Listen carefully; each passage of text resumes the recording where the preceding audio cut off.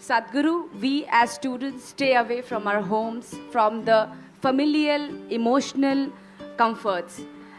In terms of our careers, we move out seeking greener pastures. In that, we seek company in opposite sex. Some people get into relationships which gradually progresses to physical intimacy. Sadhguru, the question is then why, as generations, we cannot discuss it openly? Or is premarital sex still a taboo? See, this is not some kind of a prescription. This is an individual need. Right now, we must understand this. In this society, we handled human sexuality like this. Before a girl attains puberty, they are named. This is the boy you're going to marry at the age of 6 or 7. They don't marry, but they keep telling him, your uncle's son, this guy, you're going to marry him, you're going to marry him. They're telling him, you're going to marry her. So they have not seen each other, they have not met each other, they have nothing going, but emotionally they're being bound. Before they touch each other physically, they want them to be emotionally bound in a strong way. So this is the technique of the culture, how they dealt with it.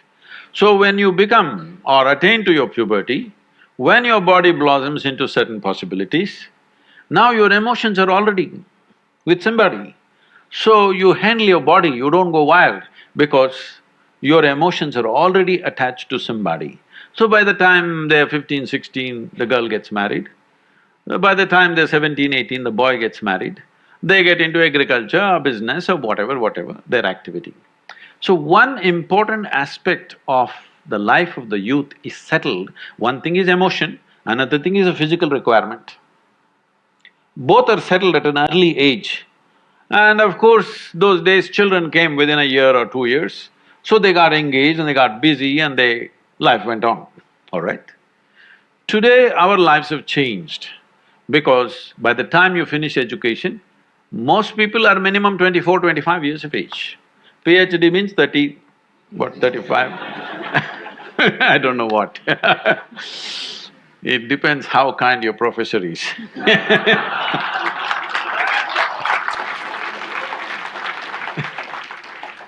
So, let us say average education time is 25 years of age.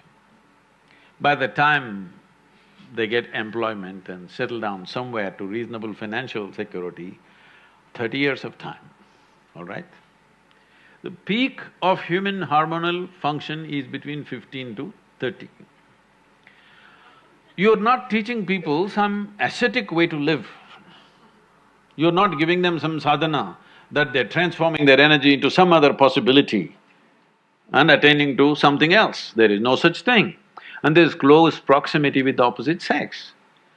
If you don't want to address it, then you will create an unhealthy society, very unhealthy society, which unfortunately is finding expression in violent ways in our society because we've not addressed the fundamental needs of a human being. First thing is nourishment. If nourishment is taken care of, you must understand, nourishment is survival. Once survival is taken care of, naturally the species, this is not even individual, the species that you are is longing to reproduce. This is how it's built. It's longing to reproduce because this is survival of the species. If people don't reproduce, there is not going to be human race, isn't it? So, your body and your mind plays many tricks and how when you look at somebody, you suddenly think they're the most beautiful, suddenly you think they're the most fantastic, you will discover later many things. But initially, everything is clouded. See, I'm telling you, let's say you are 10, 12 years of age, you looked at people, they're quite normal. Suddenly you became 14, every little bump on somebody's body is a world by itself simply because your hormones begin to influence everything. In a way, your intelligence is hijacked by your hormones. Now, this is not to be judged as bad or good, this is a natural process. There may be a few people who will go beyond that. It's fantastic for them if they can go beyond that. They're not compulsive about it, they went beyond it, fantastic for that person. But you expect the whole society to go beyond it, you're just stupid. Such a thing doesn't happen. So, definitely the debate of when and how sexuality should happen has to come in.